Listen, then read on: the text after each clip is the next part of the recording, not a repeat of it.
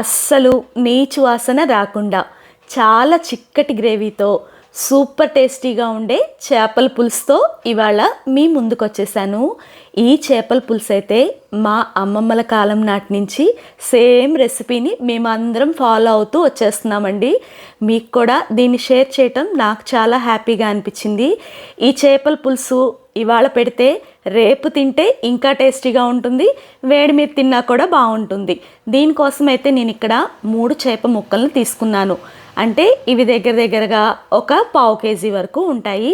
వీటిని మజ్జిగ, నీళ్ళు, అలాగే ఉప్పు పసుపు వేసి శుభ్రంగా కడిగి ఉప్పు పసుపు వేసి కాసేపు నాననిచ్చాను. దీనికి కావలసిన ఇంగ్రీడియంట్స్ ఏంటంటే 3 పండు టమాటాలు. ఎప్పుడైనా చేపల పులుసుకి పండు టమాటాలు బాగుంటాయండి. అలాగే ఒక 5-6 కారం గల పచ్చిమిర్చి కూడా తీసుకున్నాను. ఇంకా 2 మీడియం సైజు పెద్దుల్లిపాయలని తీసుకున్నాను. ఉల్లిపాయలు అనేవి చేపల పులుసులో ఎక్కువ పడితేనే బాగుంటుంది. చిన్న నిమ్మకాయ ఎంత చింతపండుని ఒక అరగంట ముందు నానబెట్టేసుకున్నాను.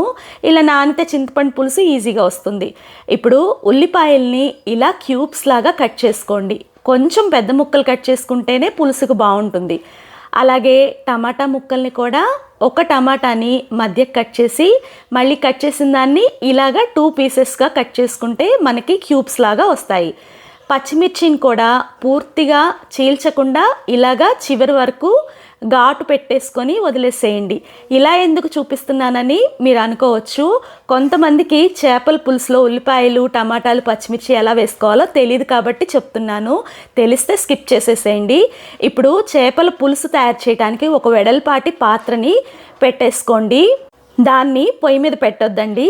అది పక్కన అలా పెట్టేసుకొని దానిలో రెడీ చేసుకున్న టమాటాలు, ఉల్లిపాయ ముక్కలు, పచ్చిమిర్చి ముక్కలు అన్నీ కూడా వేసేసి ఒక 2 రెమ్మల వరకు ఫ్రెష్ కరివేపాకు వేసుకుంటే చేపల పులుసు టేస్టీగా ఉండటంతో పాటు అస్సలు నీచు వాసన రాదు.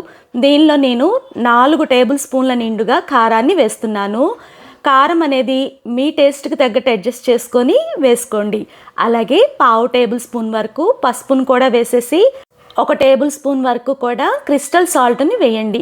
ఉప్పు కూడా మీ టేస్ట్కి తగ్గట్టు వేసుకోండి. దీనిలో అల్లం, చిన్నులపాయి, పచ్చి కొబ్బరి ఈ 3 కలిపి పేస్ట్ చేసినటువంటిది 2-3 టేబుల్ స్పూన్ల వరకు కూడా వేసేసాను.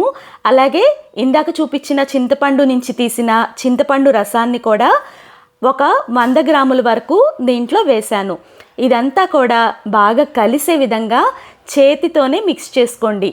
అలాగే పచ్చి కొబ్బరి పేస్ట్ మీరు విడిగా వేయదలుచుకుంటే అదొక 2 టేబుల్ స్పూన్లు, అల్లం చెన్నులపై పేస్ట్ 1 టేబుల్ స్పూన్ చొప్పున వేసేసుకోండి. ఇదంతా బాగా కలిపిన తర్వాత దీనిలో ఒక గెరిటెడు వరకు అంటే 3 టేబుల్ స్పూన్ల నూనెని పైనుంచి వేయండి. ఇలా వేయటం వల్ల కూడా చేపల పులుసు టేస్ట్ అనేది చాలా బాగుంటుంది. ఇదంతా కూడా బాగా కలిసే విధంగా ఒక్కసారి గెరిటతో మిక్స్ చేసేసుకోండి. ఇప్పుడు ఈ చేపల పులుసు ఉన్న సట్టిని పొయ్యి మీద పెట్టండి. ఒక్క ఉడుకు హై ఫ్లేమ్లో రానివ్వండి. ఇలా ఉడకడం మొదలైన తర్వాత దీని మీద మూతను పెట్టేసేసేయండి. మూతను పెట్టి మంటని మీడియం ఫ్లేమ్లో పెట్టుకొని ఒక 5 నిమిషాల పాటు ఉడికించుకోండి. చూడండి, 5 నిమిషాల తర్వాత చూస్తే చేపల పులుసు అనేది ఉడకడం స్టార్ట్ అయింది.